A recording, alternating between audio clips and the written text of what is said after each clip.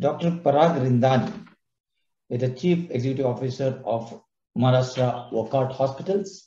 Say in Sanskrit, Annadanam Paramdanam Vidyadanam Adaha Param Annena Kshanika Trupti Ya Vidyaya Jivajaha. Now, unfortunately, it's not just a knowledge that we are going to be sharing. We're also going to be sharing certain practical hints on practice management for the consortium of accredited healthcare organizations.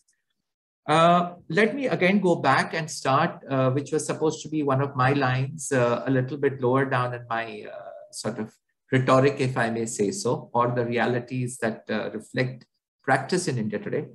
When we talk about Drona's son and the elephant Ashwathama who was slaughtered and who was guided by Krishna, when we talk about the famous Ashwathama Hatha, and when Yudhishthir, who is the god of Dharma, very slowly but softly whispers, Iti Darova Kunjarova, when he's trying to beguile Drona into throwing down his arms. Please understand, ladies and gentlemen, that we are not talking about cheating people. We are talking about building confidence in the nation.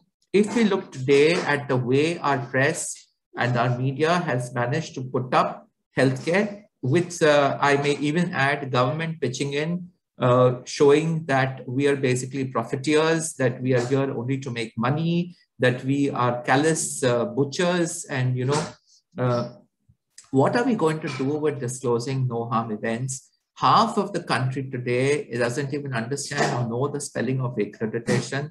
Out of the few people who do believe in accreditation and healthcare quality management, 90% don't know that the data that they're collecting is correct, incorrect.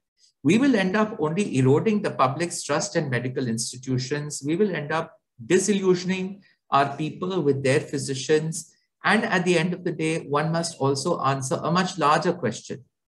Is our Indian public prepared to accept disclosure, or are we going to see a few more doctors, left ventricles, and tongues being beaten up? As you know, our country is a very beat the doctor kind of a friendly country. Actually, I think we should start a hashtag for the general public, hashtag beat the healthcare worker. It probably might make more sense than hashtag divulge no harm disclosures.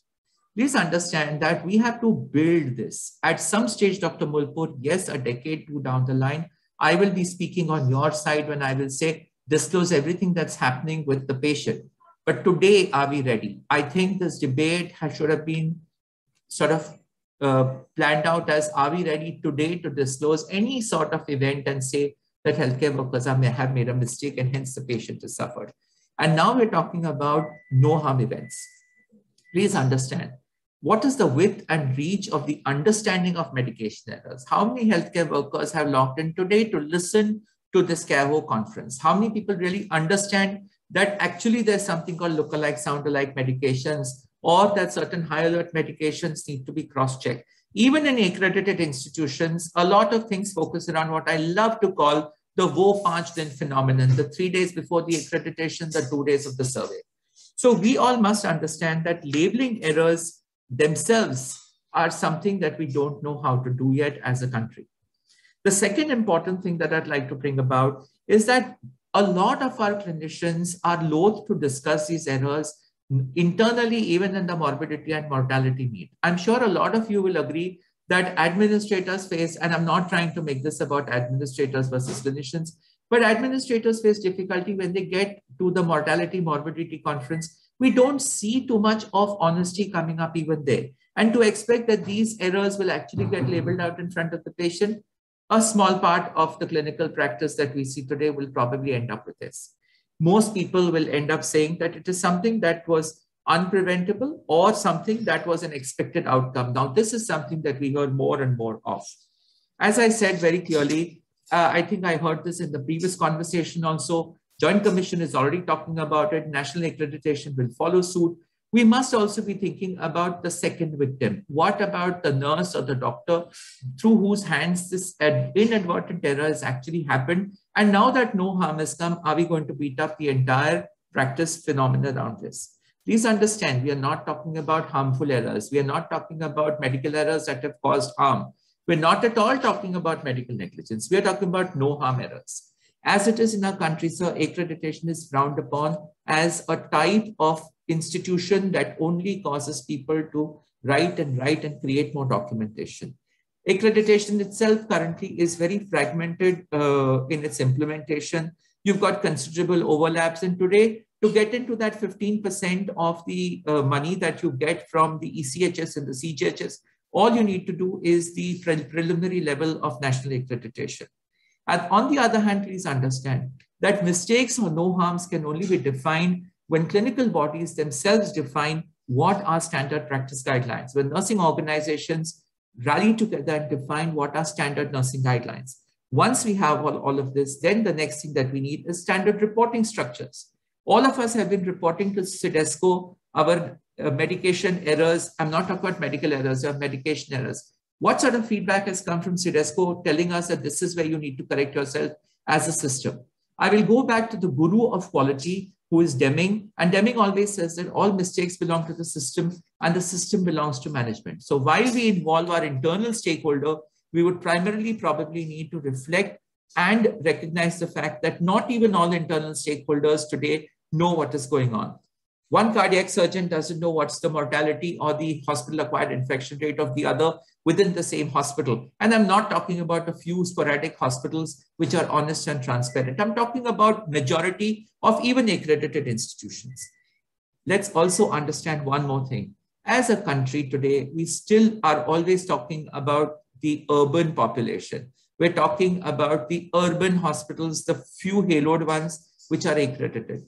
Please recognize the fact that there is a big amount of rural healthcare available out there. Literacy levels in these areas are not as high as urban levels. The more educated the patient, the more fierce is the response. Today, our lawyer friends have worked much faster and they have rallied around the Consumer Protection Act in a much more organized fashion.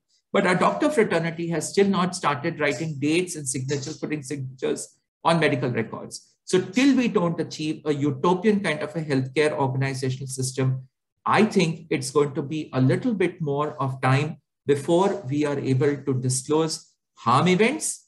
And definitely there is no place in this decade of 2130 to disclose no harm events. First of all, we should start documenting no harm events. And then as we build the other structures within this country, we should be able to reach a stage where we will be able to reach and report no harm events. But as of today, my answer stands to be a very emphatic no. I would love to see a show of hands of people who are reporting even events that have caused harm to the patient, let alone events which have not caused harm to the patient. Dr. Mulpur stands a solo one person there in that lovely turquoise, lovely colored shirt of his. But ladies and gentlemen, let me tell you that even within hospitals where we all work today, most doctors are loath to discuss events, even in internal closed structures where we discuss what is the harm that happened. I'll talk about my own hospital. I'm sure Dr. Mulpur must be having some challenges in his own hospital, which is the major challenge that we as accredited institutions go and we don't find in places when we go for NABH assessments. Most of it is around the root cause analysis of sentinel events. So ladies and gentlemen, while I appreciate the fact that Dr. Mulpur has put up a lovely deck of slides, he's quoted probably more Sanskrit than we'll ever hear in a decade to come. But with respect, sir, and he's a teacher of mine, with respect, sir, I would definitely state that we are a little premature for this debate, let alone for the actual reporting to patients of no harm events. Dr. Mulpur, over to you, sir. Thank you so much, sir. That was fantastic.